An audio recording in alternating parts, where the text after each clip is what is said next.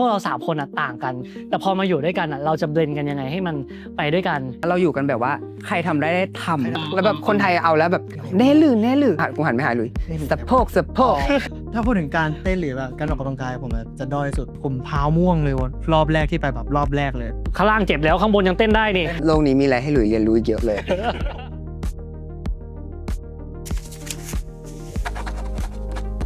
สวัสดีครับผมดีเจจ๊อบพงศกรนะครับและนี่คือรายการ History ครับรายการที่จะพาคุณนะครับมานั่งพูดคุยนะครับกับผมนะฮะเจาะลึกนะครับชีวิตของศิลปินเพราะว่าเรานะครับเชื่อว่าทุกความสำเร็จนะครับจะต้องมีเรื่องเล่าซ่อนอยู่นะฮะแล้ววันนี้เนี่ยผมอยู่กับ3หนุ่มนะครับที่เรียกได้ว่ามีเอกลักษณ์เฉพาะตัวมากๆเลยนะฮะและที่สำคัญเนี่ยก็คือเป็นนะครับส่วนหนึ่งของ Big Project นะครับผมที่เรียกว่าระดับอินเตอร์เลยกับCloud Dream Project นะครับและตอนนี้ผมอยู่กับ3หนุ่ม Fleo นะครับสวัสดีครับสวัสดีครับสวัสดีครับพี่จ๊อบสวัสดีครับพี่จ๊อบนะครับก็อย่างแรกเลยครับต้องถามก่อนว่าเป็นยังไงบ้างคือก่อนหน้านี้เนี่ยเราจะเห็นผลงานของน้องๆ3คนร้องเพลงประกอบพวกแบบว่าซีรีส์แต่ว่ายังไม่ได้ออกในนาม Fleo พอตอนนี้เนี่ย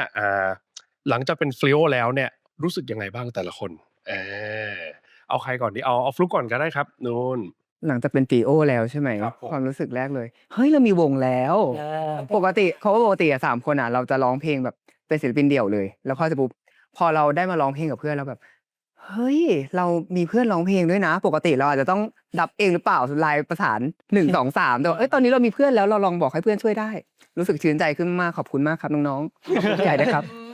โอเคคนอื่นล่ะครับคนอื่นเป็นไงผมรู้สึกว่าเฮ้ยสิ่งที่เราทำมันเริ่มมีความแบบเป็นชิ้นเป็นอันมากขึ้นผมรู้สึกว่าเราต่างคนต่างร้องเดี่ยวมันมาอยู่แล้วแต่พอมันเป็นโปรเจกต์เนี่ยรู้สึกว่าเป็นสิ่งที่เราต้องตั้งใจแหละว่าเฮ้ยเราต้องพาพวกเราไปพร้อมๆกันแล้วก็พัฒนาตัวเองพัฒนาความเป็นวงมากๆขึ้นแล้วก็จะได้ออกเพลงแล้วก็เป็นศิลปินที่ดีได้ครับโอเคของหลุยส์แล้วครับก็อย่างแรกผมว่าน่าจะต้องรู้สึกดีใจมากๆที่ได้มาเป็นซีอีโอเนาะในยูนิต3คนนี้จริงๆก็ใหม่มากๆสำหรับ GMMTV เหมือนกันอันนี้น่าจะเป็นโวคอลอันแรกเลยเนาะในกับพวกเรา3คนก็ขอบคุณงาน Star Olympic ขอบคุณผู้ใหญ่ที่ให้โอกาสพวกเรา3คนที่เกิดขึ้นมาได้ครับผมเพราะว่าเราเนี่ยได้มีโอกาสไปร้อง Star Olympic กัน3คนแล้วปรากฏว่ากระแสตอบรับมันดีผู้ใหญ่ก็เลย3คนนี้ร้องแบบแข่งกันหมดถ้าสมมติเรามาจับเป็นวงด้วยกันเนี่ยน่าจะดีนะก็เลยมาต่อยอดแล้วปรากฏว่าเนี่ยปีนี้ก็เพิ่งเปิดว่าเราก็ได้เป็น Fleo แล้วในนามศิลปินก็ดีใจมากๆครับแฮปปี้ฮะคือพี่อยากรู้ฟีลลิ่งตอนแบบวินาทีแรกเลยอะที่แบบว่าเฮ้ยโอเคเดี๋ยวทุกคนจะได้แบบฟอร์มวงด้วยกันนะ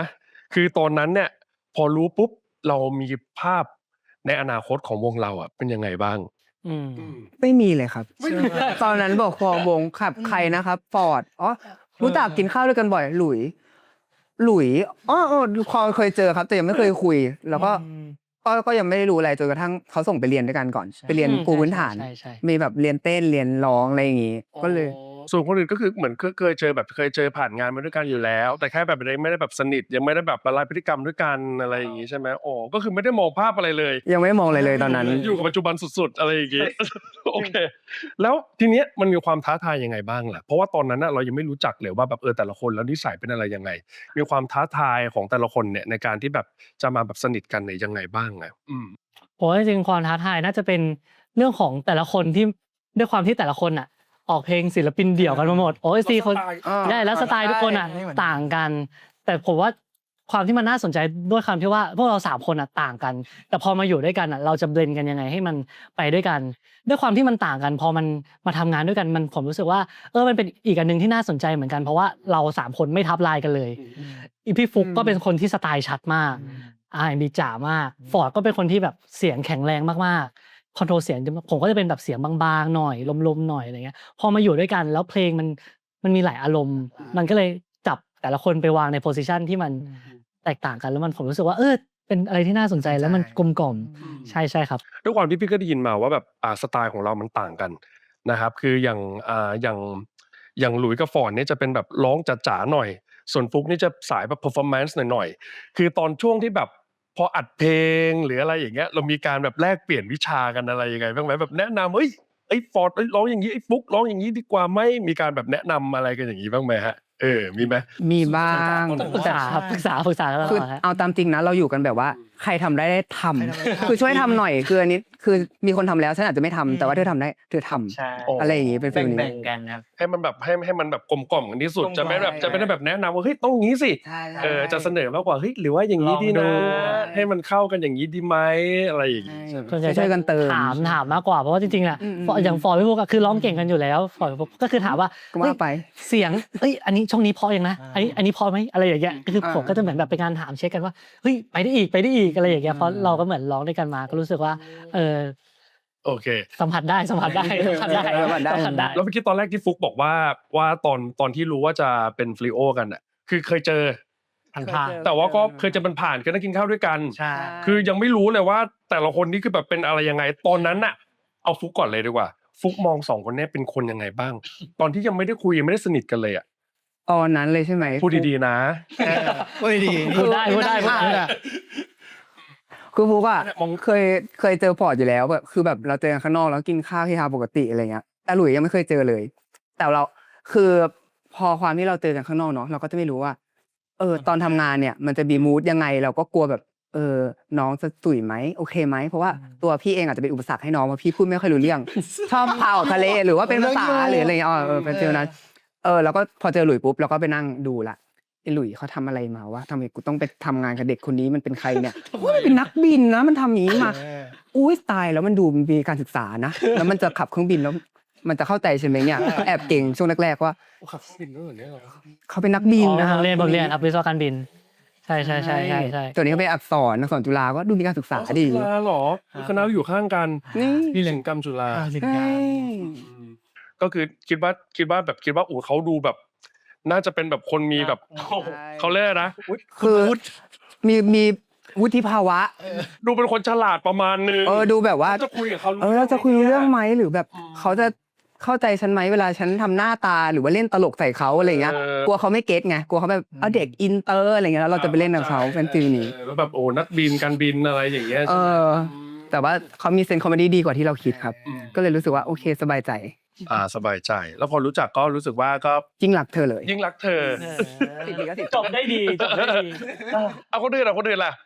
ผมเหรอครับผมรู้สึกว่าเฮ้ยเจอพี่ปูครั้งแรก ถ้าเอาก่อนที่จะเริ่มมาสนิทกันไปกินข้าวกันรู้สึกว่าดูเป็นคนเฟียสๆนะดูกลัวว่าเฮ้ยเขาจะด่าเราปะเนี่ยถ้าเราไปทำอะไรเสลอแล้วเขาจะด่าเราไหม แต่เราลุกอย่างนั้นนะ ลุกให้นะ เฟียสจิกอะโดนจิกอะหัวถ้าทำอะไรแปลกๆแต่พอรู้จักแล้วก็เฮ้ยรู้สึกแบบสนิทง่ายมากเป็นคนแบบ down to earth มากคือแบบไปไหนไปกันมากคือใช้ชีวิตแบบไม่มีแพลนอะเอางี้เพราะว่าเริ่มสนิทกันได้เพราะว่าอยากไปทำอะไรก็จะทักหาพี่ฟุกว่าวันนี้ว่างไหมทำอะไรไปหมดเลยชวนไปนู่นไปนี่ไปนั่นหาอะไรทำหมดเลยปกตินี่บุ๊คเขาเป็นคนตลกป่ะ ตลกเขาตลกใช่ไหมตอนแรกคิดว่าจะตลกขนาดนี้ไหม หน้าตลกจริงๆอะเดี๋ยวรอได้ไหมว่ากันเอง อันนี้เจเรมผมไม่เกี่ยวนะ โอเค ใช่เรียกว่าแบบเขามี sense of humor เป็นของเขาอะมีความยูนิคมากนี่ว่าความตลกของเขายูนิคจริงๆโอ้มีความตลกยูนิค แบบยูนิคอยากรู้ว่าตลกยูนิคเป็นยังไงขอโชว์ตลกสัก1 ทีเป็นตลกยูนิคตอนนี้ไม่ตลกว่ะ ก็ตลกเดี๋ยวจะมาอะไรตลกนี่ตลกเดี๋ยวจะมีตลกออร์แกนิกตลกออร์แกนิกแล้วกับหลุยล่ะเอาจริงตอนแรกก็แอบกลัว เพราะเขาอยู่มา ทำไมเรากลัวทุกคนเลย ไม่มีคนกลัวผม ทุกคนอายุมากกว่า1แล้วก็2แบบเขาดูอยู่มานานแล้วแบบดูเจนในวิชาชีพเนาะดูเจนวิชาเป็นรุ่นพี่ในวงการบันเทิงเนาะเขาเลยมาดูมีความน่ากลัวหน่อยแต่พอรู้จักก็ก็มีความแปลกๆเป็นของตัวเองจะดีแล้วใช่ไหมก็ดีแปลกที่ดีเขาแปลกที่ดีก็เลยชอบว่าเฮ้ยทุกคนมันแปลกๆดีว่ะทุกคนตลกดีทุกคนภาพรวมแบบบาลานซ์ดีอะไรประมาณนี้ถือว่าเป็นคำชมแล้วกันนะครับนี่ถือว่าดีชมแปลกดีโอเคทุกคนมันแปลกแล้วของหลุยเอาทีละคนเลยเอาแบบตอนแรกเลยเห็นฟุกก่อนเลยจริงๆผมทำงานกับฟอร์ดมาก่อนเพราะว่าเคยไปร้องเพลงกับน้องก็รู้ว่าน้องร้องเพลงเก่งแล้วก็เหมือนแบบมีไปสกู๊ตทัวร์ก็มีไปนอนกับฟอร์ดอะไรอย่างเงี้ยไปกินข้าวไปเลยก็เลยรู้จักฟอร์ดในระดับนึงเพราะว่าน้องเป็นคนเด็กน่ารักอ่ะเป็นเด็กน่ารักคนหนึ่งที่มึงดูไปกับทุกคนเหมือนกันเนาะไปกับกูก็ไปกับไอ้หลุยก็ไปนิ่งขี้เหงามากคือฟอร์ดก็คือเหมือนแบบแต่ลึกๆกลัวก็คือไปไหนผมบอกพี่จะอาบน้ำร้องยังไงพี่ทำอะไรพี่ทำเลยพี่แบบผมนอนเล่นผมคืออยู่คือสบายมากอยู่กับฟอร์ดชิลมากแต่คือถ้าพี่ฟุกในตอนแรกที่เห็นผมก็รู้สึกว่าก ไม่กลัวผมไม่กลัว ผมรู้ว่าเฮ้ยเป็นคนที่แบบมั่นใจแล้วก็คาแรคเตอร์ชาร์ตอะไรอย่างเงี้ยแล้วผมก็ด้วยนิสัยของผมด้วยมั้งที่ต่างจากสองคน ผมเป็นคนที่สมมติเวลาผมไปกินข้าวอ่ะ แล้วผมเจอร้านอร่อยอ่ะผมก็รู้สึกว่าร้านนี้อร่อยแล้วผมก็กินร้านเดิมแต่สองคนเนี้ยพอเจอร้านนี้อร่อยเดี๋ยวครั้งหน้าเราเปลี่ยนร้านนะผมบอกเฮ้ยทำไมเราเปลี่ยนร้านน่ะก็ร้านนี้อร่อยแล้วนะเขาบอกว่าเอ้าก็เผื่อไปเจอร้านที่อร่อยขึ้นไง โอ้เคยเจอร้านอร่อยกว่า เขาบอก อะไร ว่า อย่างงี้ เอ้าแล้วถ้าร้านนั้นมันไม่อร่อยล่ะ ก็อย่างน้อยก็ได้ลองอะไรอย่างเงี้ย เขาเป็นคนเปิดโลกผมมาก จากที่ผมแบบกินอะไรได้น้อยอะไรอย่างเงี้ย กินอะไรที่ผมกินถือว่ากินได้น้อยป่ะ กินน้อยมาก คือครั้งแรกอะไปกินข้าวด้วยกัน คือเป็นมื้อปกติเลย กินราเมงแต่ว่าไปกินที่ญี่ปุ่นหรือบอกอุ้ยอร่อยมากพี่นี่เป็นราเมงครั้งแรกของผมเลยมึงอยู่ไหนมานะ20 กว่าปีน่ะ กินราเมงครั้งแรก คือเหมือนแบบผมไม่ค่อยได้แบบลองอะไรใหม่ๆเลยซึ่งสองคนนี้เปิดโลกผมมากเลยพาไปกินอะไรที่ผม มันจะ ไม่เคยกิน เป็นฟีลว่าแบบสมมติวันนี้กินร้านอาหารเกาหลี แต่พรุ่งนี้แบบเดี๋ยวพาไปกินร้านอาหารอีสานอร่อยอะไรเงี้ยเป็นฟีลนั้นมันก็เลยแบบเปลี่ยนไปเรื่อย วันหนึ่งเกาหลีวันหนึงอีสาน อะไรอย่างเงี้ย อีกวันหนึ่งอาหารเวียดนามไปอิตาเลียน ถูกฟีล ฝรั่งเศส ประทับใจ เอาไปเรื่อยๆเลย จริงๆแล้วเราชอบชิมมาก เหมือนแบบเป็นนักผจญภัยครับผมเป็นผจญภัย ใช่โอเค แล้วอยากรู้ว่าจุดเปลี่ยนอะไรที่ทำให้ฟลิโอเนี่ยสนิทกันขนาดนี้สนิทกันทั้ง3คนแบบสนิทเลยอะไรอย่างเงี้ยมันมีการแบบเจลเบรกกันยังมีการละลายพฤติกรรมกันยังไง มันอาจจะเป็นการที่เราเจอหน้ากันเกือบทุกวันจนไม่มีเวลาให้ความคิดถึงทำงาน เลยพูดตรง คือที่ไทยเราก็ซ้อมกันเกือบแบบอย่างน้อยก็คือ2 วันครั้งอะไรประมาณนี้แต่พอที่เราไปทำงานกับที่ญี่ปุ่นคือ เราต้องอยู่ด้วยกันตลอดเวลาไปกินข้าวพร้อมกันกลับบ้านนอนพร้อมกันไปซ้อมพร้อมกันทุก คือยังไงมันก็ต้องสนิทแต่ถ้ามันจะอยู่ด้วยกันขนาดนี้ถูกไหม นแบบบังคับให้สนิทเลยว่าทุกคนต้องอยู่แบบกันให้รอดเนี่ย ผมว่าถ้าสมมตินับตั้งแต่ปีที่แล้วครึ่งปีที่แล้วกับจนถึงปัจจุบันอ่ะไม่เจอหน้ากันนานสุดน่าจะมันไม่เกินอาทิตย์หนึ่งอ่ะ ไม่เกิน ไม่เกินอาทิตย์หนึ่งคือเจอกันแล้วอันนี้คือนานสุดอาทิตย์หนึ่งเนี่ยคือไม่เจอกัน แล้วแต่ตอนนี้ก็เจอกันแทบจะทุกวัน ทุกวัน ก็ต้องสนิทแล้วนะฮะกำแพงก็ต้องทลายมีกำแพงอะไรทลายหมดแน่นอนถ้าเจอขนาดนี้นะฮะโอเคครับก็คร่าวๆในประมาณนี้แต่ทีเนี้ยมันมีอย่างหนึ่งครับบางคนเนี่ยรู้แล้วแฟนๆบางคนก็อาจจะยังไม่รู้หรือบางคนที่แบบว่าอาจจะมาดูคลิปนี้นะอาจจะยังไม่รู้ฟลีโอคำเนี้ยมันมาจากอะไรเล่าให้ฟังหน่อยได้ไหม จริง ๆ แล้วมันคือคำว่า flow into one อือฮึ จริงๆก็มีชื่อ Ford กับหลุยส์แล้วก็ฟลุกตัว อือฮึ F กับ L ใช่ อือฮึ แล้วพอมันเป็น trio อือฮึ ก็เลยรวมกันแบบFlio trio โอ้ พลิกคำแล้วก็จริงๆมันย่อมาจาก flow into one ด้วย เพราะว่าเรามีเสียงที่เป็นเอกลักษณ์ของแต่ละคน อือฮึ แต่ทุกคนรวมกันเป็นหนึ่ง flow into one ก็เหมือนแบบว่าไหลลื่นรวมเป็นหนึ่ง รวมเป็นหนึ่ง อะไรอย่างงี้ ใช่ โอ้แล้วอย่างหนึ่งเนี่ยพี่อยากรู้ว่าคิดว่าจุดแข็งของแต่ละคนสไตล์ของแต่ละคนเนี่ยที่มันต่างกันมากๆเนี่ยจะพาแบบฟลีโอเนี่ยไปไกลแบบที่สุดเนี่ยคืออะไรบ้างจุดแข็งของแต่ละคนเนี่ย จุดแข็งของคุณนี่คืออะไรนะ ๆ ตา ทำไมอ่ะโอ้ตาแข็งมาก โอเค การคุณเสียงไหม อาจจะพี่เข่า โอเคเอาใหม่เอางี้ เอาใหม่ เอาใหม่ จุดแข็งของแต่ละคนที่คิดว่าทำให้ฟลีโอเนี่ยไปได้ไกลมากๆเนี่ยคืออะไรบ้าง อยากพูดแทนทุกคนแต่ส่วนตัวจาก ได้ ได้เอา ที่บอกว่า ก่อนเลย ของเนี่ยอาจจะเป็นร้องถ้าเป็นบัลลาด อือฮึ เพราะผมแบบสายบัลลาดอยู่แล้ว อือฮึ แต่พี่หลุยส์ผมว่าให้เปอร์ฟอร์แมนซ์เพราะว่าการเปอร์ฟอร์มทุกอย่างต้องเขา ส่วนพี่ฟุกคือ R&B มีความแบบสมูทผมว่ามันคือความแตกต่างของแต่ละคนที่แบบเวลาเปอร์ฟอร์มแต่ละอย่างมันจะพอดีกัน เพราะทุกคนจะแบบเอาเอกลักษณ์ของตัวเองมารวมกันเป็นในเพลงเดียวใช่ไหมครับ เห็นด้วยไหมครับทั้งสองคนนะ ดีนะน้องที่พูดมาก็มีเหตุผล ใช่ เอาความคิดตัวเองด้วยสิ อ๋อ คิดตัวเองด้วยสิ นั่นแหละครับก็เป็นฟูว่ามันเป็นการอยู่ด้วยกันแล้วก็แบบใครขาดอะไรก็เติมตรงนั้นละกัน แต่ว่าอาจจะไม่ได้เปลี่ยนเขาแต่แค่แบบช่วยๆกันเติมช่วยๆกันเสริมอะไรครับฟูว่าพอมันอยู่ด้วยกันแบบนี้มันดูแบบ คือเราเป็นตัวเองกันอยู่แล้ว แล้วเราก็จะช่วยพุทกันไปให้แบบมันไปข้างหน้าได้มากกว่านี้ครับผม คงหลุยล่ะห้ามก๊อปเพื่อนนะ พูดกับไปสมด อ่ะ นั่นแหละแต่ผมว่าก็คืออย่างที่พี่ฟูบอกไปแหละว่าก็คือการที่แต่ละคนน่ะเอกลักษณ์แต่ละคนน่ะชัด แต่พอมาอยู่3คนแล้วก็รู้สึกว่าเราก็อยากจะลองอะไรใหม่ๆสไตล์ใหม่ๆ หรือว่าลองอะไรที่รู้สึกว่าทำแบบนี้น่าสนใจดีนะ ก็คือเหมือนผมรู้สึกว่าเรามาหาเขาเรียกว่าอะไรจุดเชื่อมตรงกลางเนาะที่เราไม่เคยทำหรือว่าอะไรที่เป็นจุดแข็งของเราต่อยอดไปอะไรที่ เราเสริมเข้าไปได้แล้วทำให้จุดแข็งของเราแข็งขึ้นผมก็รู้สึกว่า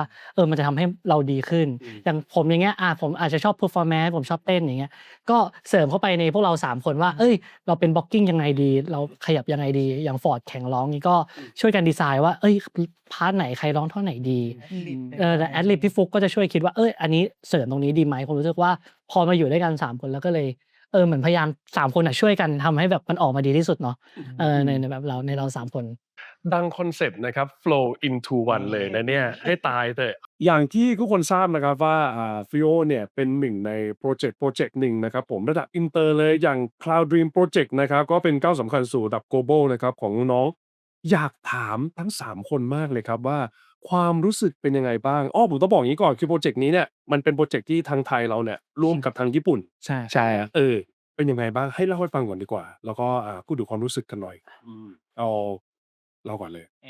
ครับผม อยู่ใกล้ดีไงบ้าง ก็โปรเจกต์นี้ก็เป็นโปรเจกต์ที่เราได้ไปทำงานกับทางญี่ปุ่นนะครับผมแต่แรกเลยคือเป็นเกียรติมากๆที่เรา3คนได้ถูกคัดเลือกให้เป็นส่วนหนึ่งในโปรเจกต์นี้ครับเพราะว่าจริงๆแล้วก็คือโปรเจกต์นี้ก็เหมือนแบบเขาเรียกว่ามีการออดิชั่น มีการออดิชั่นมากมาย ผ่านการคัดเลือก ใช่ผ่านการคัดเลือกเยอะมากครับกว่าจะแบบจะได้มาแต่ว่าสุดท้ายเป็นจังหวะเหมือนเขาเรียกว่าเหมือนโชคดีพอดีเนาะ จังหวะตรงกันพอดี จังหวะ คือแบบเขาบอกว่าเฮ้ยคือเขาไม่รู้หรอกว่าเราเป็น3คนอยู่แล้วนะแต่แบบคนที่พี่ๆคนที่เลือกทีมที่เลือกเขาแบบไหนลองจิ้ม3คนนี้แล้ว3คนนี้ดูเสียงเข้ากัน ก็ดันเป็นเราพอดี ใช่ครับใช่ก็เป็นเรา3คนพอดีเลยเขาบอกว่าอยากได้เขาเรียกเหมือนแบบอยากเน้นโวคอลเนาะในแบบในโปรเจกต์นี้เขาเลยเหมือนก็เลยเป็นโชคดีของพวกเราที่แบบได้รับโอกาสตรงนี้มาก็รู้สึกว่าตอนเด็กเนาะสักครั้งเราก็เคยเวลาเราไปเที่ยวต่างประเทศเราก็จะพูดว่าถ้าเราได้มาทำงานต่างประเทศมันก็คงดีเนาะจนตอนเนี้ยเหมือนเราก็ลืมคำพูดนั้นไปจนเราได้ไปทำงานต่างประเทศที่เราเพราะว่าในช่วงเวลาที่เราทำโปรเจกต์เนี้ยผมเรียกได้ว่าเราไปญี่ปุ่นกันทุกเดือนบางเดือนไปกัน2ครั้งคือเราเหมือนเรียกว่าเป็นบ้านครั้งที่2เลย ได้เลยผม อันนี้เราไปเมืองไหนกันนะเป็น ส่วนใหญ่ โตเกียว โตเกียวครับ โตเกียวใช่ไหม ใช่ก็เลยบอก กินอาหารญี่ปุ่นช่ำเลยพี่ ทำคือถ้ากลับมาไทยใครชวนกินอาหารญี่ปุ่นคือโกรธฉันอยากแซ่บบ้างส้มตำได้ไหม แล้วมีการทำกันบ้านยังไงบ้างไง ส่วนใหญ่เราเป็นฟีลว่าเราต้องศึกษาก่อนว่าวัฒนธรรมเขาเป็นยังไงแต่เอาจริงๆพอเราศึกษาไปประมาณหนึ่งแต่พอไปหน้างานได้ ประมาณหนึ่งแต่ผมว่าเรื่องสำคัญที่สุดของผมคือการทำงานในกองนะผมรู้สึกว่าคนไทยจะสำหรับเขานะคนไทยจะดูยิ้มแย้มตลอดเวลาใช่ไหมพวกเรานึกว่ามันจะเป็นเรื่องดีแต่สำหรับเขาคิดว่าเฮ้ยบางครั้งซีเรียสอยู่มันยิ้มทำไม จริงเหรอ มันแบบเฮ้ยมันเป็นเรื่องที่ซีเรียสอยู่ คือเขาจะไม่ค่อยยิ้ม เขาไม่ คือ ค่อยยิ้ม ผู้ก็จะแบบงงว่าเขา ยิ้มอะไร เครียดหรือเปล่าอะไรเงี้ยแต่จริงๆแบบเขาบอกว่าไม่ใช่นี่คือเนเจอร์ของเขาแบบเขาตั้งใจทำงาน แล้วเขาจะแบบแต่ว่าตอนหลังพอเราบอกเขาว่าแบบคนไทยเป็นประมาณนี้นะเขาเลยบอกว่าก็ดีนะหมายถึงเขาก็ดูเริ่มเบลนด์อินว่าแบบมันก็ดูทำให้อีกมุมหนึ่งดูแบบไม่เครียดอะไรเงี้ยแต่ว่าเราก็ ห ส รือ นุก เราลองสัมภาษณ์กันแบบเป็นสไตล์แบบการแบบออกกองญี่ปุ่นอะไรอย่างเงี้ยดูไหม อาจจะ ผมยิ้มเหมือนเดิม ยิ้มเหมือนเดิม ผมก็ยิ้มเหมือนเดิมเขาก็ตึงผมก็ยิ้ม หลังๆเขาเริ่มจะเบลนแล้วเขาเรียกว่าเอ้ยคือเรายิ้มเราไม่จริงจังแต่แบบแค่เราพยายามดักให้มูดมันดีในการทำงานนะ ไทยแลนด์มันแลนด์ออฟสมาย ใช่ แต่เรามาผมว่าก็ทุกคนผมว่าเข้าใจนะทั้งทีมแล้วก็เหมือนแฟนๆด้วยแหละ พอรายการมันออนไปแล้วพวกเรา3คนน่ะเหมือนยิ้มรับปัญหาเมื่อเจอปัญหาอะไรเขาก็จนเขาพูดว่าขนาดเครียดขนาดนั้น3คนยังยิ้มได้ตลอดแฟนคลับบอกแล้วคุณครูที่สอนบอกเลยว่าเจอเรื่องเครียดเขาก็ยังยิ้มได้ตลอดเลยนะ3คนนี้แล้วพี่สงสัยอย่างแล้วมันมีปัญหาด้านภาษาอะไรอย่างงี้ไหมอ่ะเราฝึก มีครับ ยังไงแล้วเราต้องสื่อสารกับเขายังไงอ่ะ เรามีหลายภาษาเลยทั้งไทย อังกฤษ แล้วก็ญี่ปุ่น อังกฤษ เอาวัจนภาษามือบ้างอะไรบ้างเราก็แลกเปลี่ยนสอนเขาเลยสายตามองอะไรเงี้ย แล้วเวลาคุยกับคนญี่ปุ่นอะไรอย่างเงี้ยคนญี่ปุ่นก็อย่างที่เรารู้กันคือเขาไม่ได้แบบว่าเก่งภาษาอังกฤษนึกออกไหมบางคำศัพท์ภาษาอังกฤษเขาอาจจะยากอะไรอย่างเงี้ยแล้วเราสื่อสาร เขามีไปเรียนภาษาไทยบ้าง แล้วพี่เชื่อไหมคนไทยพูดญี่ปุ่นคนญี่ปุ่นพูดไทยเข้าใจกันกี่โมง ไม่มีใครเข้าใจ เรา ไม่เลย เราก็อยากจะแบบทำงานกับเขารู้เรื่องเราไปเรียนญี่ปุ่นมาเขาก็อยากทำงานแล้วเขาเรียนไทยมา เขาก็อยากจะพูด ญี่ปุ่นนิดหน่อยไทยนิดหน่อย พูดไปก่อน ด้วยภาษาอังกฤษและภาษา ใช่ อังกฤษ สรุปว่าก็เป็นมือหรือว่าไม่งั้นถ้าเหนื่อยมากจริงๆก็จะมาละ แชท ทางทะเลเลย ทางทะเล อะไรอย่างเงี้ยโอ้ สามภาษา แต่น่าจะน่ารักนะพอคนญี่ปุ่นมาพูดไทยกันแล้วเขาทุกคนมาขับทุกคนเป็นจะต้องการอะไรเพิ่มมาขับอะไรอย่างเงี้ย น่ารักครับ โอ้ยแล้วเขาพูดชัดมาก ตอนแรกคิดว่าแบบอาจจะเป็นประมาณพี่จ๊อบแหละ แต่ว่าเหมือนด้วยรู้สึกว่าเขาด้วยความเขาเป็นนักร้องแล้วเขาแบบรู้คีย์เขาเรียนเสียงเก่งพอสมมุติบอกคำหนึ่งเขาพูดใช่ปะเขาพูดชัดมากแบบตกใจไม่ถึงภาษาไทย อะไรนะ บูพาวฮาร์โมนีฮะ บูพาวฮาร์โมนีอ๋อโอเค แบบก็คือพูดชัด เขา ก็ ชอบ คือ แบบเขา นึ เรีย ก น ว่าคนไทยแบบเสียงใครเมื่อกี้เสียงเรียวตีหรอพูดชัดมาก แล้วก็ทีมงานอะไรอย่างเงี้ยแหละทีมงานก็คือแต่ว่าหรือว่าจะมีคนกลางที่เหมือนเป็นล่ามค ก็ อย มีล่ามด้วย คนญี่ปุ่นแล้วก็คนไทยครับก็แบบ โอเค ก่อนจะไปเจาะลึกเนี่ยคือโปรเจกต์นี้เนี่ยเห็นว่ามีปล่อย documentary series ออกมาให้แฟนๆดูสักพักนึงแล้ว ใช่ครับ เห็นว่าเร็วๆนี้ตอนนี้ถึง EP ไหนแล้วนะ อันนี้ EP ที่3 EP 3 EP ประมาณ EP 3 EP 4แล้วประมาณนี้ใช่ไหมฮะย้อนกลับไปนู้นเลยวันแรกที่เริ่มเปิดกล้องของ Air Documentary Series อันนี้เนี่ยมีฉากไหนที่รู้สึกว่าแบบตื่นเต้นจนแบบอยากให้แบบแฟนๆช็อตนี้ฉากนี้ EP นี้อะไรอย่างเงี้ยมีไหมสักหนึ่งไม่ต้องตรงกันก็ได้นะเจอหน้ากันครั้งแรก เจอหน้ากันครั้งแรก เพราะทุกคนดูไม่รู้ว่าจะแบบแนะนำตัวยังไง แล้วเหมือนทุกคนก็ฝ่ายต่างฝ่ายเตรียมมาแหละเอ้ยเหลือเราพูดภาษาญี่ปุ่นแนะนำเขาก็พูดภาษาไทยแนะนำตัว ทุกคนก็แบบออกวอร์ดมากแบบพอเจอครั้งแรกก็ยังไม่ค่อยสนิทกันมาก ใช่ โอ้ดีครับทุกคนก็หวัดดีแบบกันเกรงๆ ยังไงต้องพูดให้เห็นภาพเลยไหมแบบตอนนั้นเห็นแบบวูฟาฮาร์โมนีเดินมา เจอกันปุ๊บยังไงต่อ ภาพเป็นเราเดินเข้าไป เออ เขาซ้อมแล้วเขาอยู่ด้วยกันอยู่แล้วเขาซ้อมกัน มี แล้ว ทรง เรา มี เปิด ทรง าปุ๊บโอ้โหทุกคนแบบยืนเป็นหน้ากระดาน แล้วก็แบบ ฮึบ ซึ่งเรา แล้วชุดเหมือนกันหมดเลย เป็นทุกอย่างเป็นธีมเป็นเดียวกันแบบ ดูแบบอุ้ยรุ่นพี่ต้องไหว้แหละอย่างเงี้ย แล้วเราแบบเดินไปติ่มๆอ่ะ เอง ง อ อ่ะ ใช่3 คนเดินงงหมดเลย แล้วก็สวัสดีครับกับอย่างนี้แล้วก็คุ้ม ใช่เราคนนี้จิวะเขาก็สวัสดีครับ แลกเปลี่ยน เขาสวัสดีครับ ใช่เป็นงี้ ตั้งแต่ครั้งแรกที่เจอกัน ใช่ เออ แล้วใครเป็นคนเข้าห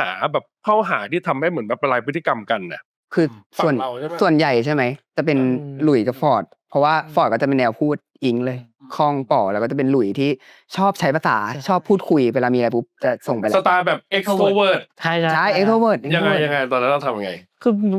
ด้วยความที่ผมสนิทกับคนง่ายด้วยแหละผมเหมือนเวลาเจอเพื่อนใหม่หรือว่าเพื่อนร่วมงานใหม่ผมก็จะเหมือนแบบเป็นคนที่เข้าไปคุยก่อนถ้าสมมติแบบแนะนำหน่อยอาหารอะไรอร่อยบ้างอะไรอย่างเงี้ยก็เหมือนพยายามหาเรื่องคุยกันตอนที่เราซ้อมเต้นกันพักกลางวันอย่างเงี้ยญี่ปุ่นเขาก็เอาข้าวมาเสิร์ฟแล้วเราก็ไม่รู้ว่าทางเขาแนะนำหน่อยว่าอันไหนกินอร่อยอะไรอย่างเงี้ยที่เหมือนเขาเคยทานมาเขาก็แนะนำเราเหมือนแบบพยายามหาเรื่องคุยให้มันแบบให้มันสนิทกันเร็วขึ้นเนาะใช่ใช่ โหแล้วเขาคุยผ่านแบบภาษามือบ้างภาษาไทยภาษาอังกฤษ จริง บ้าง ญี่ปุ่น แชท ครับ บ้างอะไรอย่างนี้ แรกๆก็จะมีความตะกูตะกักนิดนึงอย่างมีอันนึงแต่อันนี้อาจจะไม่ได้ออนในด็อก u m e n t a r y แต่ทุกคนอาจจะเห็นว่าเรานั่งกินขนมกันใช่ไหมแล้วตอนนั้นฟุกก็รู้สึกว่าเจอครั้งแรกๆเลยภาษาเราก็ยังงงๆอยู่พอมันเป็น3 ภาษา1 sentence 1 ประโยคอะไทยอังกฤษญี่ปุ่น เอาผสมกันหมดเลย ผสมกันหมดเลยเวลาจะพูดอะไรอะแบบ เช่น งงมาก อันนี้ตลก เอาพูดแล้วนะเช่น มีเหตุการณ์หนึ่งกำลังพูดอยู่อธิบาย อันนี้ทำมาจาก อันนี้ทำมาจากอะไรขนมแคนดี้นู่นนี่นั่น แล้ แล้ว ว อังกฤษอยู่ แล้วมีอันหนึ่งyes พูดอังกฤษพูดไปเรื่อยๆพูดผลไม้ใช่ไหมเราก็จะพูดผลไม้ญี่ปุ่นด้วยสีแคนดี้คุโรมีสีดำอะไรอย่างเงี้ย black is อันนี้ทำมาจากไรชีถังเราก็รู้แล้วว่ามันเป็นแบบแป้งพาวเดอร์แต่สมองเราประมวลไม่ทันคาร์โบไฮเดรต มีไฮ ทั้งห้องเงียบกู เข้าใจได้นะคาร์โบไฮเดรตก็แป้งไงที่ภาษาสากลนะ คาร์โบไฮเดรตแต่มันก็อาจจะไม่ได้ถูกหลักขนาดนั้น แต่ว่าก็เป็นอะไรที่ฮาๆดี เรียนรู้กันไปเรียนรู้กันไป ก็เลยเขาก็เลยแบบ แบบว่า no distinct made from what ก็คาร์โบไฮเดรต คาร์โบไฮเดรต not powder คาร์โบไฮเดรตเลย อันนี้อาจจะไม่ได้อยู่ในตัว documentary ไม่ได้อยู่แล้ว แต่ว่าอันนี้ก็น่าจะเป็นอีกไฮไลท์หนึ่งที่แบบอยากให้แฟนๆดูเพราะว่ามันเป็นแบบว่าเหมือนแบบเพิ่งเจอกันแล้วก็อาจจะมีแบบกำแพงด้านภาษานิดๆหน่อยๆที่ทำให้แบบอาจจะแบบยากนิดนึงแต่ก็จะได้เห็นว่าแบบใครแบบเป็นคนเข้าหานู่นนี่นั่นโดยหลักๆก็คือหลุยจะแบบชอบชวนคุยอะไรอย่างงี้ แต่ว่าด้วยเนเจอร์คนญี่ปุ่นเขาอาจจะแบบเหมือนปกติเหมือนคนญี่ปุ่นเขาจะมีกำแพงนิดนึงเนาะในการแบบ เขาไม่ค่อยคุยเท่าไหร่หมายถึงว่า ใช่ ถ้าพาร์ทข้างนอกเขาจะคุยนะครับแต่ว่าพอเหมือนมาทำงานเนี้ยเขาจะ คีปว่าทำงานอยู่ไงบางทีเขาจะต้องตั้งใจเนี่ย เขาก็จะซีเรียส ใช่ ในขณะที่เราหันมาหาเรา ใช่คือคนไทยอ่ะพี่นึกออกป่ะเต้นอยู่สักพักหนึ่งพูดกันแล้วแบบมึงทำไงวะอันนี้แต่เขาไม่คุยกันเลยเขาแบบ ก็จะส่งกระแสจิตกัน เขาแค่มองแล้วเขาตั้งใจมากแล้วแบบคนไทยเอาแล้วแบบแน่ลือคนไทยกูหันไม่หาเลยสะโพกสักพักหนึ่งเขาได้ยินเสียงเขาพูดตามครูญี่ปุ่นสะโพกเลิศ เอ้ยดูน่าสนุกดีนะ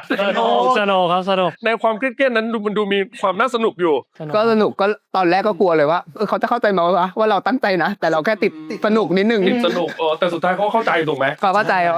แต่ตอนแรกก็จะมีงงๆนิดหน่อย ว่าทำไม หรือว่ามีแบบมีแบบเฮ้ยทำไมยูไม่ตั้งใจเลยอะไรอย่างเงี้ยมีไหมมีมาบอกไหม จะเป็นผม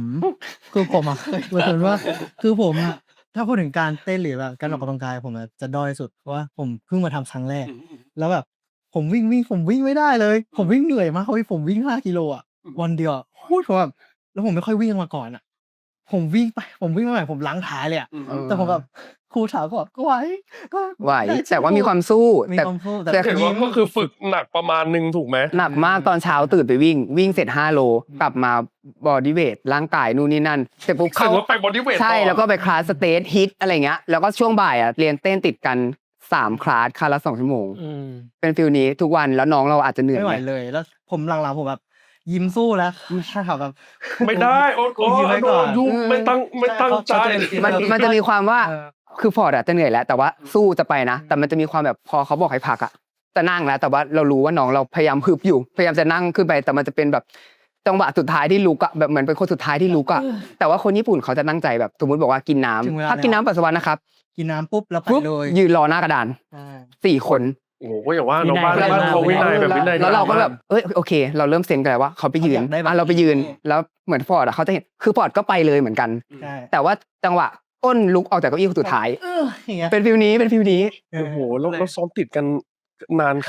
ขนาดไหนอ่ะ ก็ ตั้งแต่เดือนไหนนะ 4 วัน ส่วนใหญ่แบบเป็นฟีลว่า4 วันติด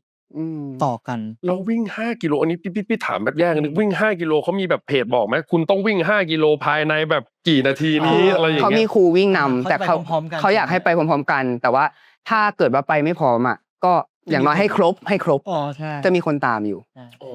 ผมว่าเพจทุกคนใกล้ๆกัน ใช่ ทุกคนจะไปพร้อมๆกัน โอ้แต่พี่เข้าใจฟอร์ดเลยอ่ะพอเหมือนแบบเขาอยากให้ไปพร้อมกันแล้วพอมาช้าที่เราปุ๊บเหมือนแบบเราก็แบบกดดันนิดนึงในการที่แบบจะต้องแบบต้องฮึบสู้อะไรอย่างงี้ใช่ไหม แบบผมยิ้มแย้มมันก็อาจจะดูแบบไม่จริงจังแต่แบบ คือเราก็พยายามยิ้มสู้แหละ ยิ้มสู้แต่หลัง พี่ ๆ อธิบายเขาฟังก็ พื่อน เข้าใจได้อะไรอย่างงี้ใช่ไหม อืม ก็แต่เห็นว่ามีแบบบาดเจ็บด้วยใช่ไหม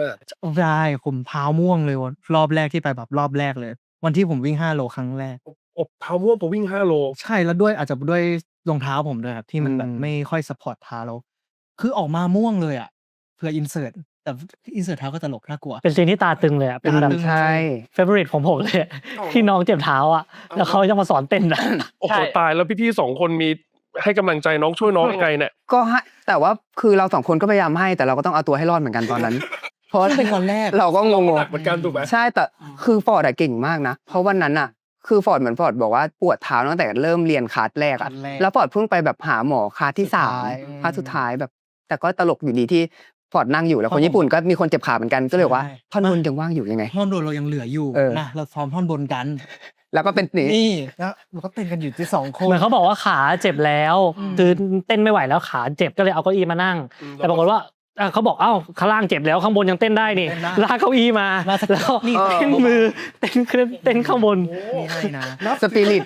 มีสปิริตมาก ผมว่าโอ้ ถือเลยล่ะ ผมว่าเอา ก็ไม่ได้มีการกดดันอะไรกันก็คงแบบโอ้ แต่ก็สนุกก็แหละในตัวมวลมัน พี่ คือ ใหญ่ สนุก สุดนะที่มาสะกิดผมอะ อะไรนะ ที่ว่านะที่เขาปวดขาคือเป็นพี่ใหญ่สุดอายุมากสุด เป็นฝั่งเขา สะกิด ผมว่าเท่าไหร่อะเรียน สามประมาณ30 29 30โอเค ก็ไอเรื่องไฮไลท์ที่ฟอร์ดเรื่องแบบขาม่วงนี่ก็จะมีอยู่ใน อยู่ในด็อกิเมนทรี อันนั้นด้วย EP 1เลย แล้วก็มีอีกอันนึงเห็นว่าเราอะมูฟุก อ๋อ มูใช่ไหม ใช่ คือที่เห็นว่าแฟนๆเนี่ยคือแบบแซวกันเยอะว่าฟุกเนี่ยเป็นสายมู เสื้อผ้าในแต่ละวันนี่ต้องเป็นสีนี้สีนั้นสีโน้นสีมงคลกำกับ อันนี้คือเรื่องจริงป่ะ คือจริงๆฟุกไม่ได้มูขนาดนั้น เชื่อตามพลังงาน แต่ถ้าจะตอบแบบที่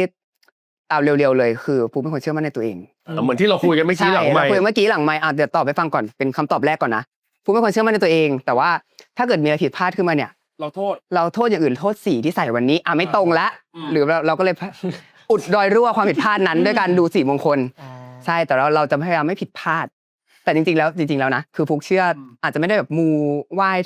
เขาเรียกอะไรสิ่งศักดิ์สิทธิ์เลยฟุกไม่ได้แบบเซียนมากแต่ว่าฟุกเชื่อเรื่องพลังงานแล้วกันนะแบบสีหรือว่าแบบนู่นนี่นะเพราะว่าฟุกเรียนแบบเกี่ยวกับศิลปะเนาะฟุกก็แบบสีนี้เข้ากับเราไหมแบบเช่นกระเป๋าตังค์รับทรัพย์ไหมเสื้ออะไรเนี้ยเป็นฟิลนั้นมากกว่า แล้วที่เขาพูดกันว่าแบบคนเกิดวันนี้ไม่เหมาะกับสีนู้นสีนั้น ฟุ สี กก็ นี้ ไม่ใช่เลือกรถฟุกก็เป็นรถฟุกจะไม่ขับสีนี้เปลี่ยนไม่เอา เอาหรอเช่นรถอะไรอย่างไรเราไม่ถูกเราเกิดวันอะไรไม่ถูก อังคาร วันอังคารไม่ถูกกับสี ขาว ขาว แล้วเราก็ไม่ใช้รถสีขาวเลย ก็ไม่ใช้ไม่ใส่แล้วฟุกก็จะมีฟิลแบบว่าสมมตินั่งรถแม่รถสีขาวชน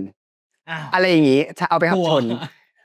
จริงเหรอคือเชื่อป่ะพี่ไม่เคยเชื่อเรื่องอะไรอย่างนี้เลยเว้ยจนพี่ไปออกรถพี่เกิดวันจันทร์ไม่เหมาะกับสีแดงออกมา2 อาทิตย์โดนแท็กซี่ชนขับรถมาเกือบ20 ปีไม่เคยชนออกรถใหม่ปุ๊บใช้สีแบบกาลากินีชน ใช่เพราะว่าฟุกเป็นบ่อยแบบคันเก่าขับสีขาวไม่ถูกสีขาวนะแล้วขับสีขาวไม่เคยไปชนใครเลยเดี๋ยวก็จอดอยู่โดนชนบ้างจอดอยู่เป็นอย่างนี้ตลอด จริงๆมันก็ไม่เชิงมูหรอกอย่างที่ฟุกบอกมันคือเรื่องพลังงานถูกปะ เป็นฟิลนั้น มันยังไงอ่ะพี่ช่วยแบบพี่อยากเข้าใจว่ามันช่วยขยายหนึ่งพลังงานของสีกับคนเหรออะไรอย่างงี้เหรอกับเกี่ยวกับวันอะไรอย่างเงี้ยเหรอ ฟุกว่ามันเป็นความถี่ปะเป็นคลื่นนั้นๆมากกว่าพูดไปก็จะดูงมงายแต่ว่าก็ตามฉันเชื่อนั่นแหละ ไม่แต่ว่า ใจ ไม่ ใจก็เชื่อแบบนี้ ไม่อยากให้มองว่างมงายอยากให้มองว่าเป็นสีที่เป็นพลังงานให้เสริมความมั่นใจให้กับตัวเองในแต่ละวันอะไรอย่างนี้เป็นฟีลว่าเหมือนเราอยู่กับคนที่แบบ ความถี่ตรงกัน ความถี่ตรงกันหรือแบบคนเราอยากล่าเริงใช่ไหมวันนี้เราก็ต้องไปไหนปาร์ตี้เราอาจจะไม่ได้ไปวัดห้องสมุดอะไรเงี้ยเป็นฟีลนั้นมากกว่าแบบฟิตอินให้มันตรงกับเราสีเสริหรือว่าอะไรเงี้ยเสื้อผ้าเนี่ยมันก็เสริมแบบคอนฟิเดนซ์ความมั่นใจของเราด้วยในการเราจะไปไหนหรือว่าลุคแต่ละวันอะไรเงี้ยเป็นฟีลนั้น ถามเพิ่มนิดนึงแล้วชาร์ตสีของเราในแต่ละวันเนี่ยเป็นยังไงบ้างอ่ะเล่าให้ฟังหน่อยสิ ชาร์ต เราได้แชร์ให้เพื่อนป่ะ สี แชร์เพื่อนไหม แชร์ เราได้ใส่ตามเขาป่ะ ก็วันนี้เขาบอกไม่ให้ใส่สีขาวครับ แล้วอันนี้คือสีอะไรรู้ไหมพี่มงคล อะไร ชมพู ทุกคนก็จะมีความชมพูเล็ก โอ้ ถูก ใครมีเสื้อคลุมสีชมพูไหมขอใส่เพิ่มได้ไหม เขาบอกผมตอนแรกผมจะใส่สีขาวเขาบอกไม่ได้สีขาวกำลังกินดีว่ะอ้าวเหรอบอกโอเค โอ้สีขาวก็ลากินี่สำหรับเธอสิ สำหรับไม่มันเป็น ไม่มันเป็นวันครับ วัน เป็น เลย วันเลย หนึ่งเดือนจะมีลิสต์มาไม่รู้เคยเห็นไหมมันจะเป็นลิสต์มา1 เดือน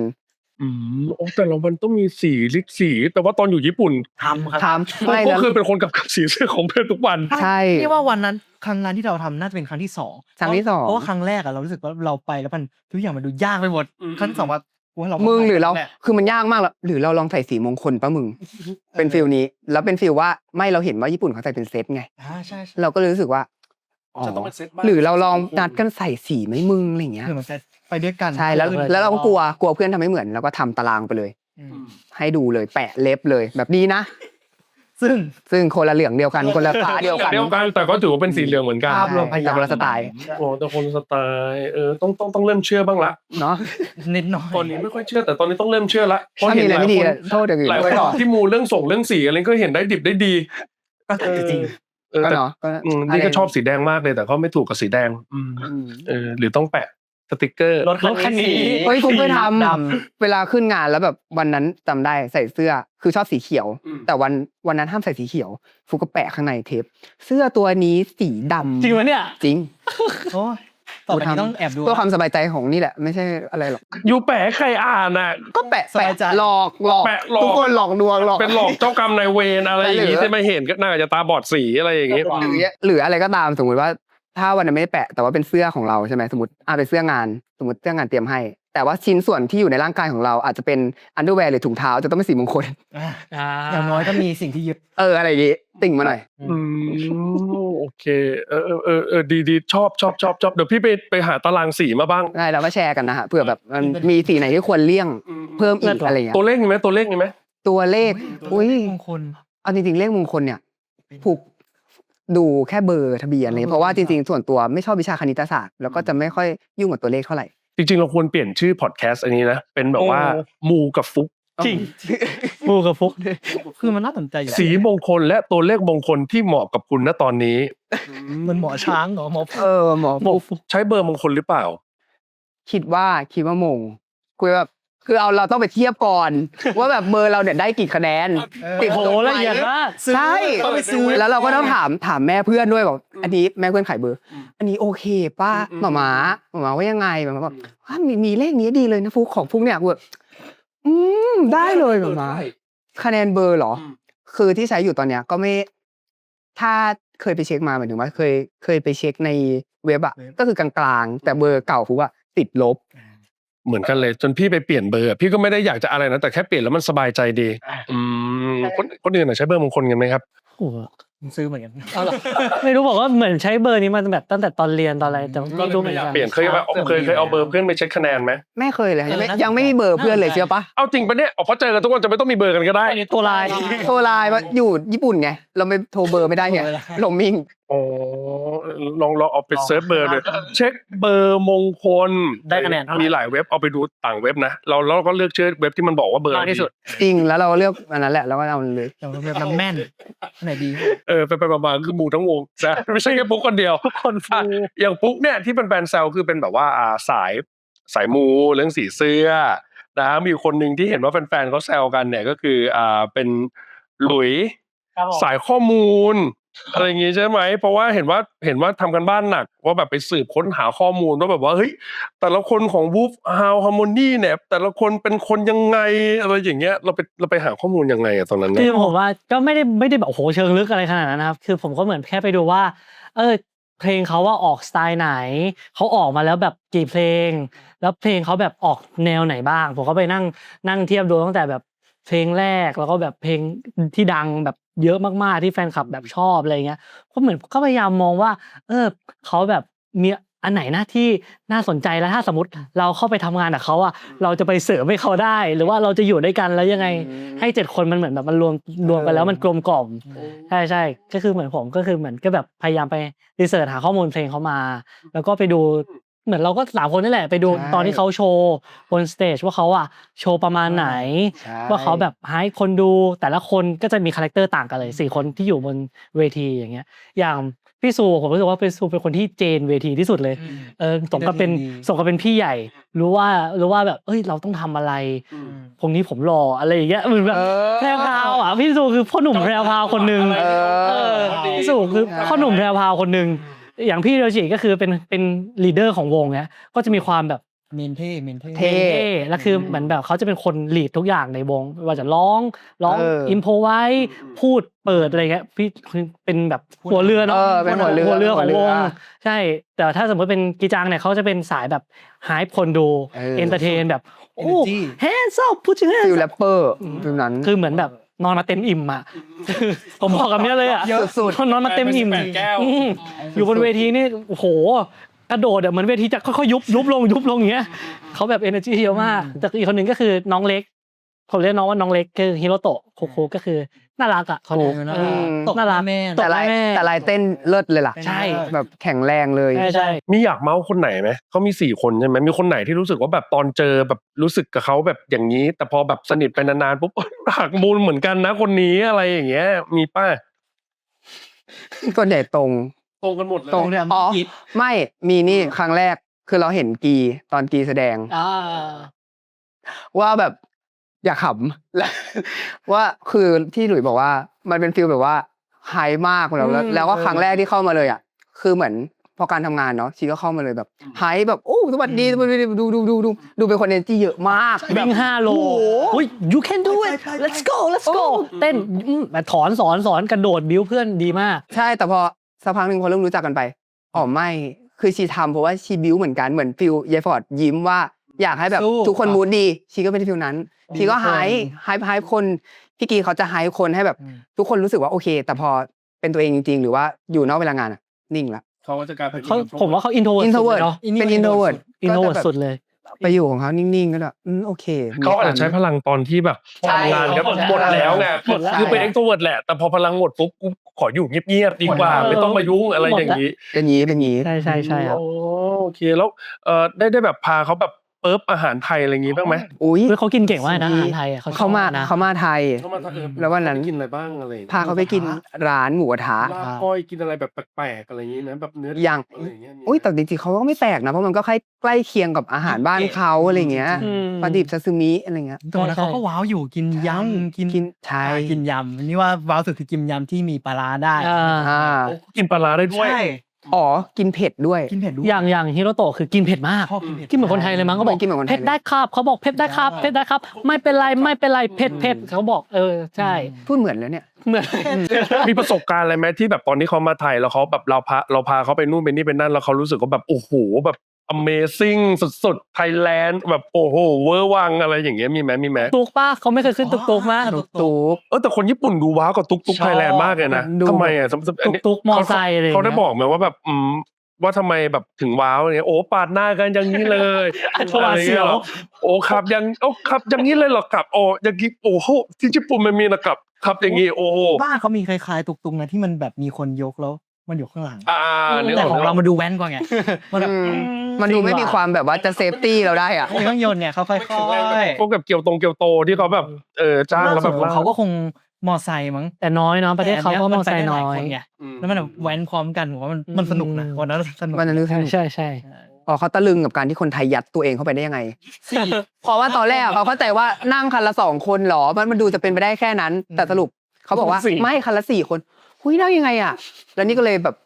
เปิดรูปให้ดูบอกว่า ได้บรรณานี้ ใช่สมัยมัธยมอ่ะฉันนั่งกับเพื่อนอ่ะ8 คนเลยนะ ในเนี้ย ในตุ๊กโต๊ะ คนเลยก็ยัดเข้าไปกันได้เนาะ ซึ่งปกติ เก่งจังโอโจ้สื่อ แต่อย่าทำนะ แต่อย่าทำดีแคฟูนะ อย่าโทร โอเคมาพูดถึงเรื่องทำงานด้วยกันบ้างดีกว่า อยากรู้ความรู้สึกครับตอนที่Special Stage 7 คนครั้งแรกเช่นงาน GMMTV Festival หรือว่าโชว์โคเวอร์เพลงคิดแต่ไม่ถึงเนี่ยเป็นยังไงบ้างความกดดันมันเปลี่ยนเป็นพลังแบบที่สนุกอะไรบ้างไหมนะตอนนั้นอะไรอย่างเงี้ย กลัวแล้วก็กดดันอยู่ ตอนนั้นอ่ะ ด้วยความที่เราไม่ได้สปอยอะไรมาก่อนเลย อือฮึ ก็อาจจะแบบสปอยได้นิดหน่อยแต่คือเราไม่สามารถพูดอะไรได้เลย ก็คือหนึ่งแล้วหลักๆแล้วคือกลัวคนไม่มาเพราะว่าคนก็นึกว่าเอ้าเรามาร้องกัน3 คนมันก็คนอาจจะไม่ได้ ไม่แล้วตอนนั้นอ่ะยังไม่ได้เปิดด้วยว่าเป็นเรา ไม่ ใช่ คือปกติเขาจะแบบว่ามีภาพศิลปินขึ้น แต่ว่าเป็นช่องเดียวที่เป็นชื่อว่า Cloud Dream Project แล้วเรายังไม่ประกาศเป็นวงฟิโอเราเพิ่งประกาศวันนั้นแล้วก็เลยแบบเขาจะรู้ไหมวะว่านี่คือเราอ่ะ จะมีใครมาดูไหมเนี่ย นี่แบบว่าเกินครึ่งฮอลล์ก็สบายใจแล้วเฮ้ยแต่วันนั้นคนมาแบบเต็มฮอลล์รู้สึกว่าเฮ้ยเก่งจัง แล้วมันเติมเนาะมันแบบทำให้เรารู้สึก ขอบคุณขอบคุณทุก อยา ค ก นที่ แบบ มา เต็มที่กับสิ่งนี้อะไรอย่างเงี้ยใช่ไหม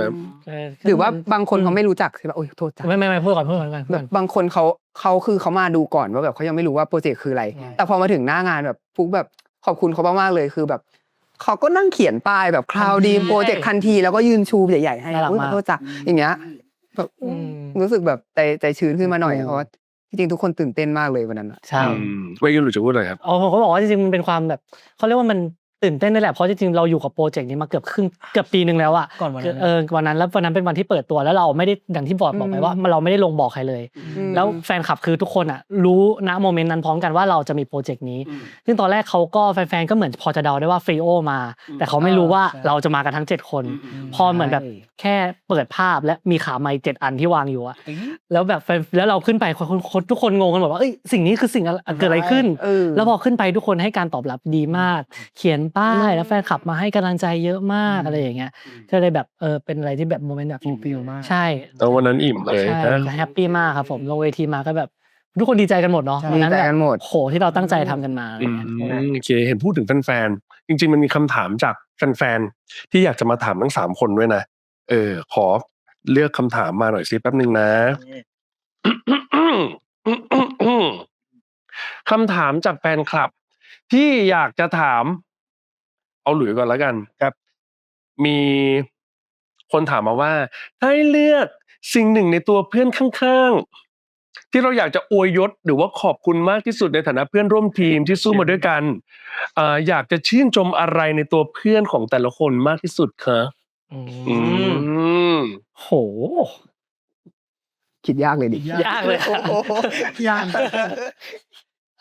คราวนี้ก็ถามแฟนคลับใช่ไหมฮะ ใช่ครับ ผมถามทันทีครับผมชอบนะ ก็จริงๆก็พูดถึงทั้งคู่แล้วกันแต่ผมขอพูดถึงฟอร์ดก่อนแล้วกันว่าก็หนึ่งอย่างก็คือผมรู้สึกว่าฟอร์ดเป็นคนที่ขอบคุณมากๆที่ไม่ยอมแพ้เพราะว่าผมรู้สึกว่าโปรเจกต์นี้จริงๆก็อย่างที่รู้กันว่าฟอร์ดไม่เคยเต้นมาก่อนเลยไม่เคยวิ่ง5 กิโลโอ้เราต้องมาเจอกัน4 วันเต้น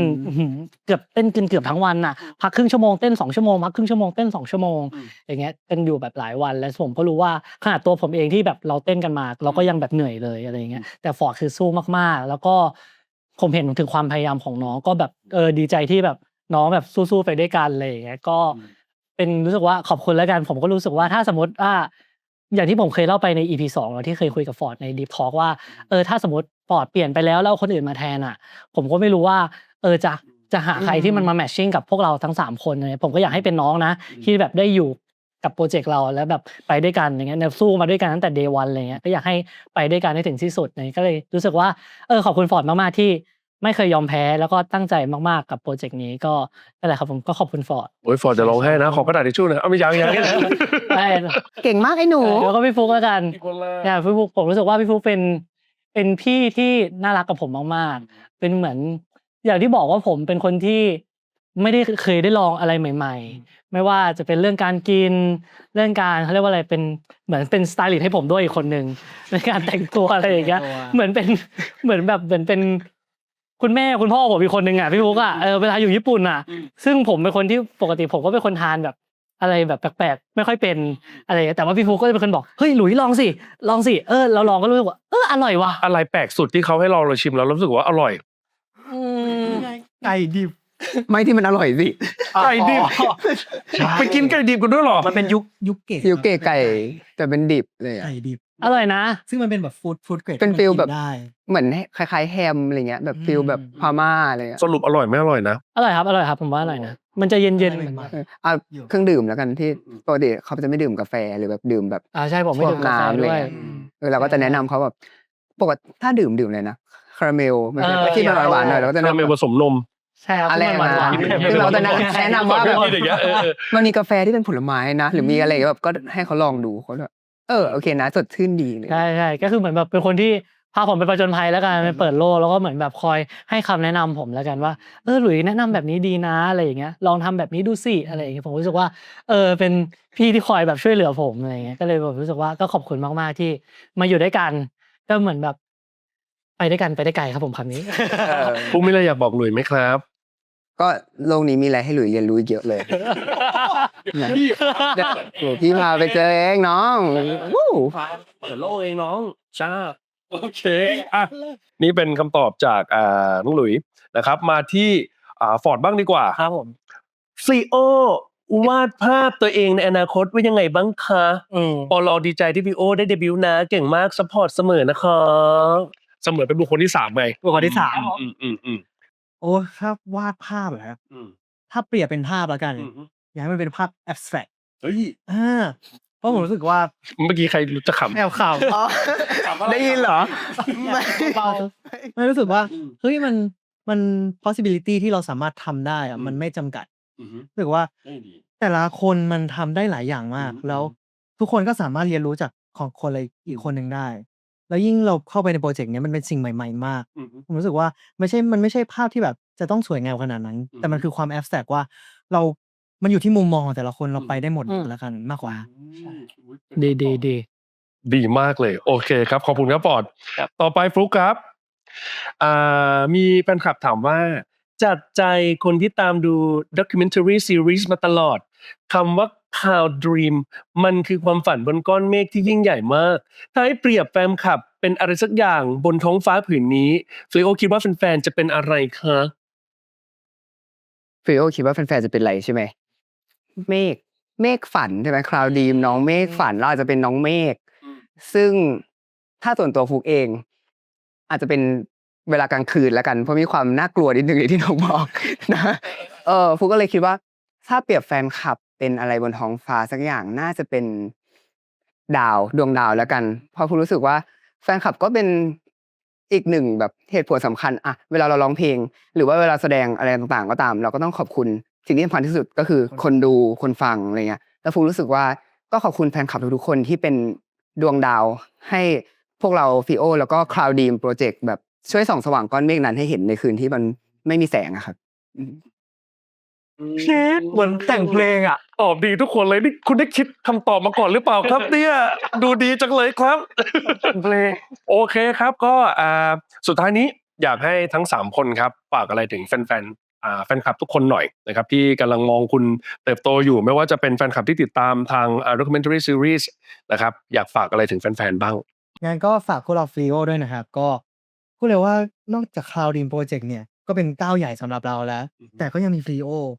ซึ่งที่เราเพิ่งเปิด account ไปวันนี้เลย วันนี้เลยบอกวันนี้สดๆเลยก็เลยมาเรียนสายนะครับ ก็อยากฝากทุกคนมากๆเลยครับ ให้ติดตามพวกเราแล้วก็เติบโตไปพร้อมๆกันละกัน เพราะว่ามันก็เหมือนก้าวแรกของเรามากๆ ที่ก้าวแรกเราก็จะไประดับ global กับเพื่อนๆชาวญี่ปุ่นเลย ก็ฝากติดตามเราแล้วก็ Cloud Dream Project ด้วยครับขอบคุณครับ เย้ ก็ติดตามด็อกิเมนทารีของพวกเรานะครับ ทุกวันพฤหัสเวลา1 ทุ่มครับผม ครับผม ทาง GMM Channel ครับผม ครับผม อืม แล้วอนาคตมีผลงานอะไรที่แอบสปอยเล็กๆน้อยๆให้แฟนๆได้ติดตามอีกไหมครับ อนาคตที่หวังว่าจะมีก็น่าจะเป็นผลงานเพลงให้ทุกคนได้ติดตามกันละกันทั้ง มีแน่นอน อุ้ยในอาจจะในฐานะ3 คนที่เป็นฟรีโอแล้วก็เดี๋ยว7 คนอุบไปก่อนละกันจะเป็นความลับไม่เป็นไรเขารู้แล้วนะ พูดขนาดนี้ต้องมีแล้วนะ อ๋อ ต้องมีแล้ว อ๋อรู้แล้วเนาะโอเค ก็ฝากติดตามด้วยนะครับผมกับ Cloud Dream Project ครับผม ก็คิดว่าก็เป็นการเดินทางใหม่ของพวกเราเนาะ ใช่ ทั้งเราทั้ง3 คนแล้วก็ทางญี่ปุ่นทั้ง4 คนด้วยนั้นที่เราได้มาทำโปรเจกต์นี้ด้วยกันก็อยากจะฝากให้แฟนๆทุกคนนะครับผมฝากพวกเราทั้ง7 คนไว้ในอ้อมอกอ้อมใจด้วยแล้วกันนะครับผมก็รู้สึกว่าอยากให้การเดินทางครั้งนี้อยากให้แฟนๆอยู่ไปด้วยกันถึง Day 1แล้วก็ถึงวันที่เราได้มีโอกาสที่เราได้ร้องเพลงด้วยกัน แล้วก็ร้องเพลงให้ทุกคนได้ฟังอยากให้ทุกคนอยู่เดินทางด้วยกันไปตลอดเส้นทาง อย่างที่พี่ฟุกบอกเหมือนก้อนเมฆแล้วก็ดวงดาวครับขอบคุณครับ โอเควันนี้ขอบคุณฟรีโอนะครับขอบคุณหลุยส์ขอบคุณฟอร์ดขอบคุณฟุกด้วยนะครับEP นี้จะเกิดขึ้นไม่ได้เลยนะครับถ้าขาดผู้สนับสนุนของเราใน EP นี้ก็คือ Ivy Decor นะครับผู้นำด้านเฟอร์นิเจอร์ไว้เทียมนะครับดีไซน์สุดชิคเลยใครสนใจนะครับสำหรับเฟอร์นิเจอร์นะครับ outdoor ดีไซน์ชิคๆนะครับคุณภาพพรีเมียมสามารถไปติดตามได้เลยที่ Ivy Decor นะครับขอบคุณด้วยที่ทำให้ผมนั่งสบายตลอดการสัมภาษณ์ใน EP นี้ด้วยนะครับ